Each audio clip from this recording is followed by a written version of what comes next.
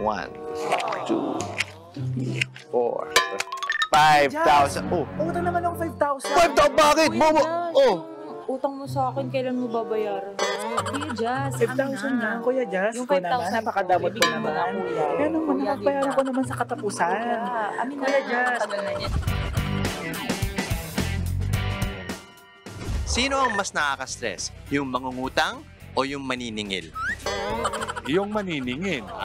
Bakit po? Kasi alam mo naman pag nangutang, ang bait-bait yan. Pero pag sisingilin mo na, ang dami ng dahil.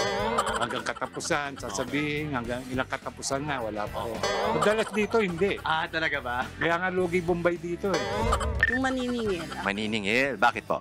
sila na may utang, sila pagalit. Pag sila mga nangungutang, ang dali nilang mangutang. Ngayon, pag sisingilin mo na sila, ang tagal nila magbayad. Tama na, gando na lang. May message ka ba sa mga sa mga nangungutang diyan? Sana maging aware sila sa pangungutang.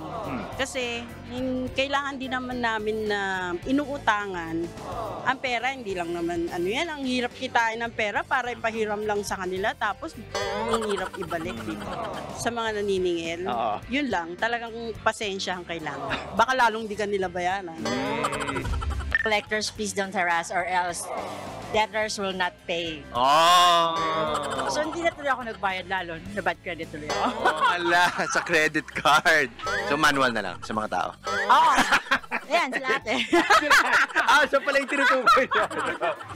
Yung mangungutang, hindi kasi mabilis magbayad yung mga ini. Yung pinangakong araw dapat. Kunyari, nagsabi ka ng utang nga, gantong araw, tapos hindi naman agad nagbabalik agad ng pera. Naranasan ko sa'yo lately, kakabayad lang sa akin 2 months. 2 months ago. 2 months ago, okay. 15 ata kasi siya ng utang. So, katapos ng February siya dapat magbabayad. 1 week dapat. Okay, naging 2 months. Friends pa rin kayo ngayon? Oo naman, pero di na bawal na mangutang ulit. Ganon. Hindi na tayo magpapautang. Hindi ka na magpapautang Hindi. sa iba. Bakit? Nakakadala na kasi. Yung maniningil. Yung maniningil, bakit yung maniningil? Kasi kapag maniningil ka na, ang hirap nang hanapin nung sisingilin mo eh. Kaya mas nakaka-stressful lalo na pag kailangan na yung perang siningil. Nice. Sa mga mangungutang pa dyan, magbayad kayo sa tamang oras at yung mga perang inutang nyo, hindi lang basta-basta napupulat kung saan-saan yun eh. Pinaghirapan ng taong pinag-utangan nyo yan.